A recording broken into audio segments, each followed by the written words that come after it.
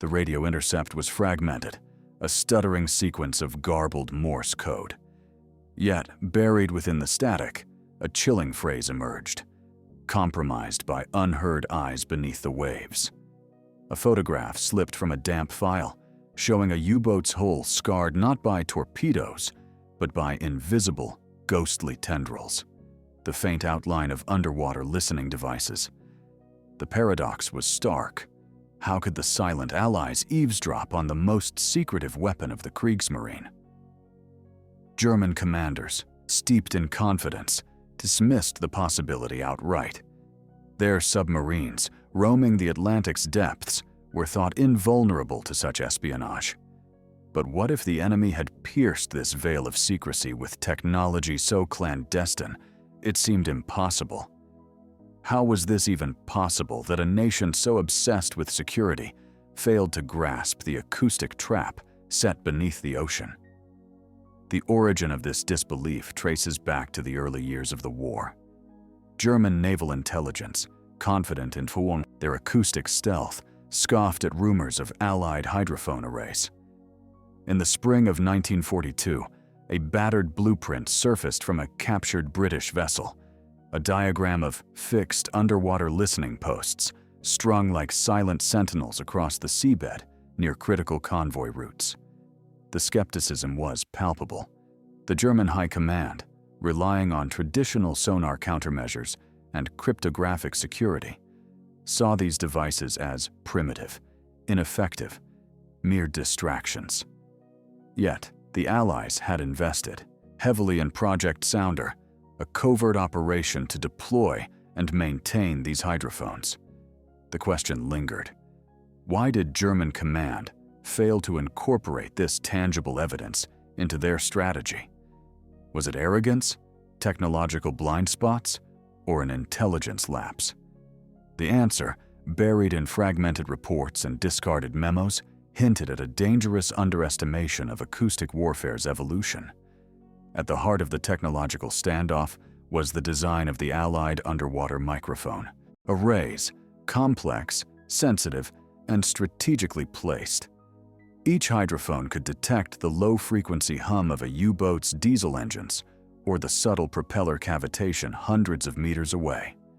According to technical logs, these devices operated within a frequency range from 10 to 500 Hz, tuned specifically to submarine signatures. Yet, German engineers dismissed them as too crude to differentiate between natural ocean noise and a stealthy vessel. The U-boat's double hull and sound dampening coatings were considered sufficient camouflage against any passive listening. A detailed schematic dated July 1943 shows the German acoustic countermeasure plan, focusing solely on active sonar pulses, neglecting the passive threat. Why did their design doctrine ignore this silent adversary lurking beneath the waves? What was really hiding behind this illusion of invulnerability? The first undeniable sign came in late 1943, during a convoy escort operation in the North Atlantic. A German Type 7 U-boat, under the command of an experienced squadron leader, reported strange anomalies in its acoustic environment, echoes that did not match any known Allied ship or submarine. Yet, when the submarine's radio sent encrypted alerts, Allied forces intercepted and triangulated its position with uncanny precision. Official logs from December 1943 reveal that the U-boat was tracked continuously for over 48 hours, an unprecedented feat. The crew's disbelief was evident in their debriefing transcripts. It was as if the ocean itself betrayed us. How could the Allies maintain such persistent surveillance without active sonar? Did the German Navy underestimate the Allies' mastery of passive acoustic intelligence? What did this mean for the future of underwater warfare? In response, German countermeasures evolved, but too slowly. Instructions circulated in early 1944 detailed new tactics: variable speed engine operation, silent running protocols, and attempts to deploy acoustic decoys. However, these adjustments were reactive rather than strategic. A captured Allied manual described these German innovations as rudimentary and predictable. The Kriegsmarine's limited resources and internal skepticism hampered rapid implementation. Meanwhile, the Allies expanded their hydrophone network, laying cables along the continental shelf and key choke points. A map recovered from a U-boat commander's quarters depicted an invisible web of sensors stretching from the British Isles to Iceland. Well, did German command fail to foresee the scale and sophistication of this underwater surveillance? Could a more proactive approach have changed the course of the Battle of the Atlantic? By mid-1944, the crisis deepened. U-boat losses surged, and German naval archives show frantic efforts to develop new sound-dampening technologies and evasive maneuvers. Yet, the Allies' acoustic net grew tighter, fueled by intelligence from decrypted communications and captured equipment. One protocol, dated August 1944, orders U-boat captains to avoid known listening zones at all costs. But navigating the Atlantic without detection became a near impossible puzzle.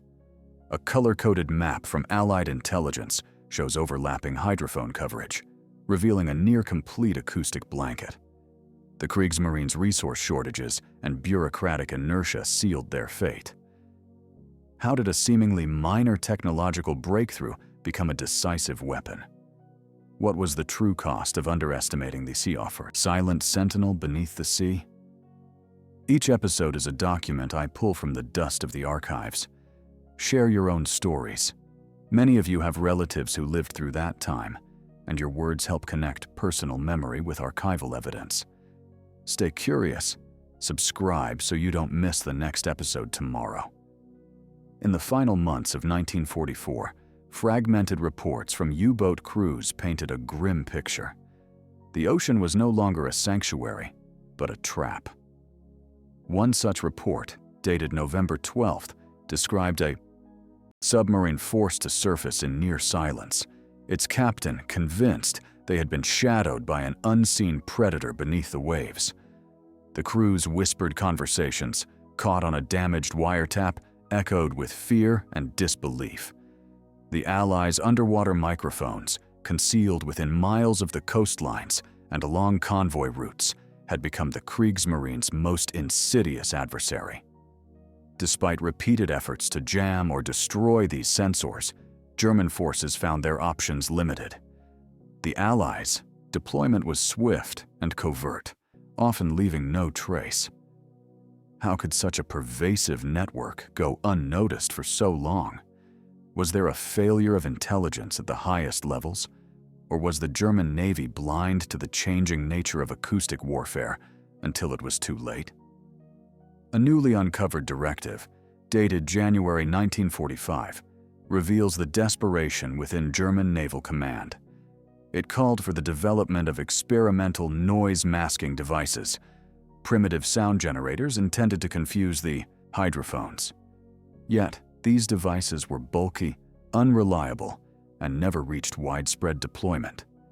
Photographs of workshop prototypes show crude, whirring machines that emit a cacophony of frequencies, a stark contrast to the sleek, silent design of the U-boats themselves. Meanwhile, Allied technicians refined their arrays, integrating data from multiple hydrophones to create real-time sonar images of submarine movements. According to decrypted communications, this multi-static sonar system rendered traditional German stealth tactics obsolete. Why did German innovation stall while the Allies accelerated? Was it a matter of industrial capacity, strategic foresight, or a fundamental misunderstanding of acoustic science? One of the most haunting visual records is a faded map annotated by a German intelligence officer in early 1945.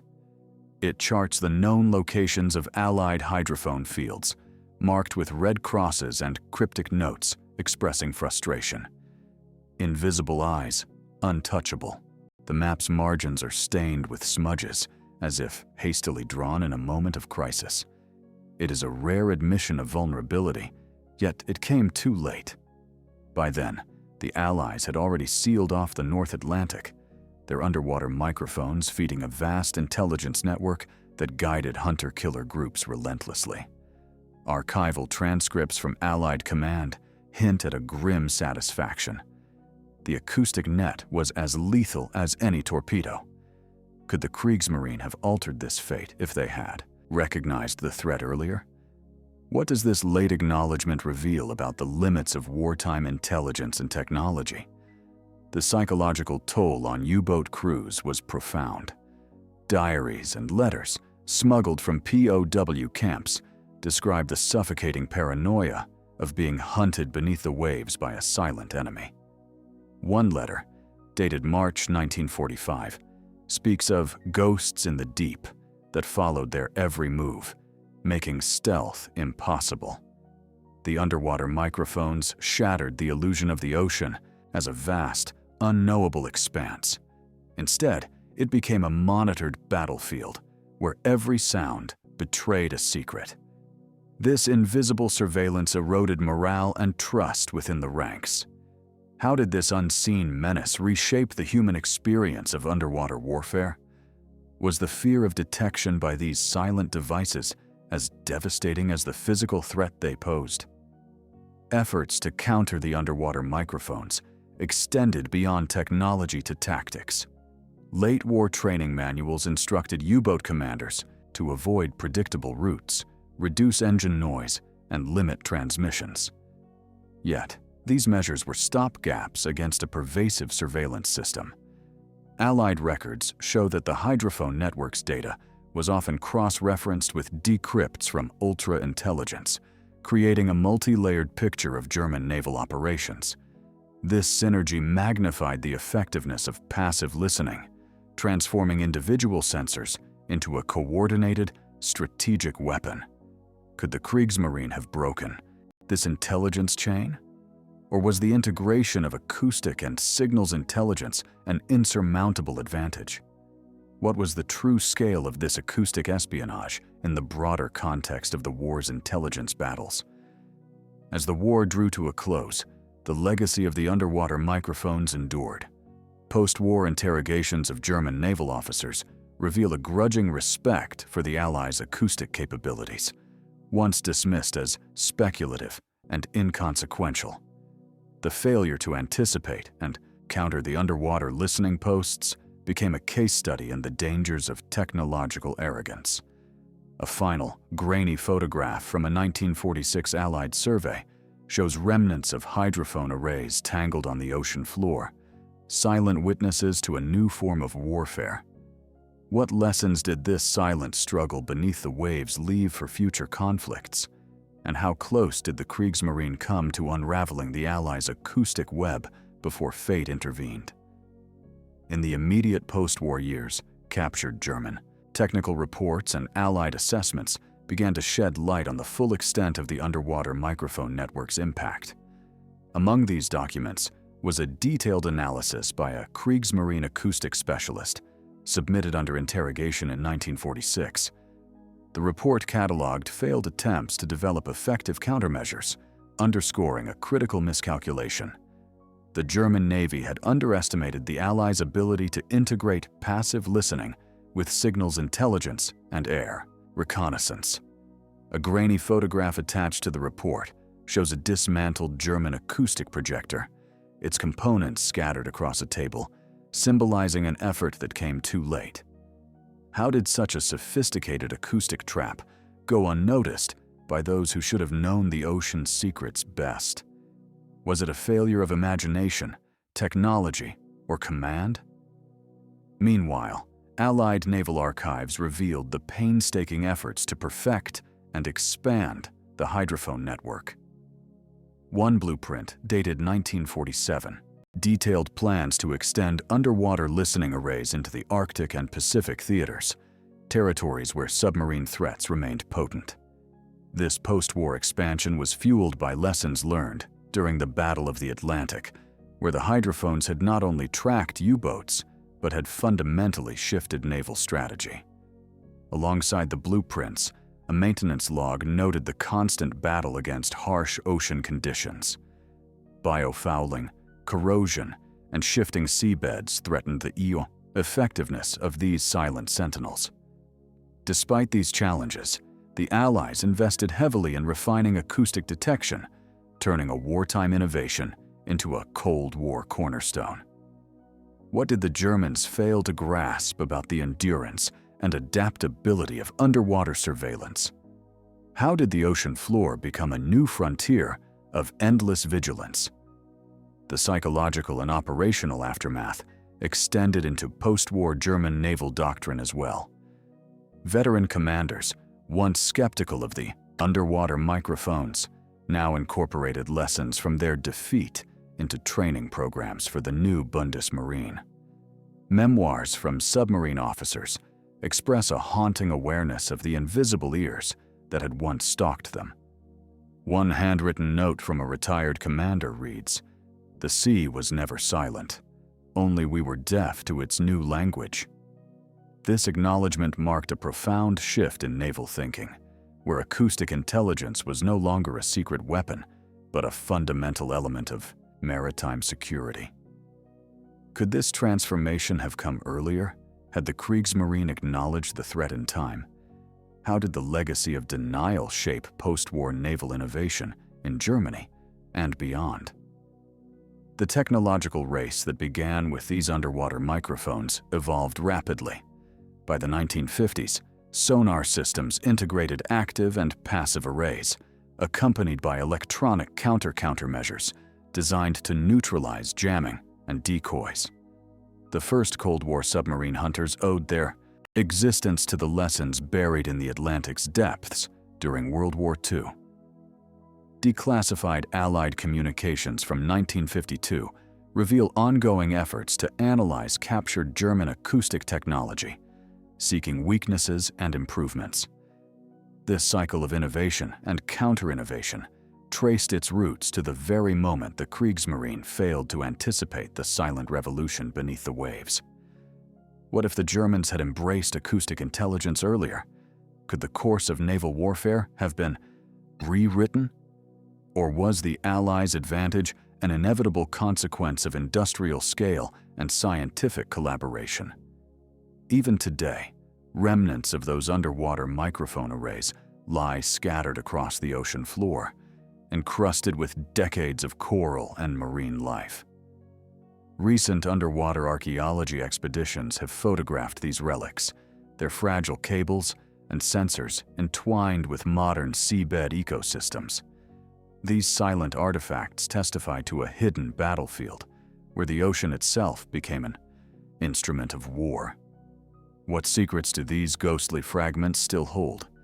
Could unexplored archives yet reveal more about the clandestine acoustic struggle? And how has this invisible war beneath the waves shaped our understanding of surveillance, secrecy, and technological dominance in maritime conflicts?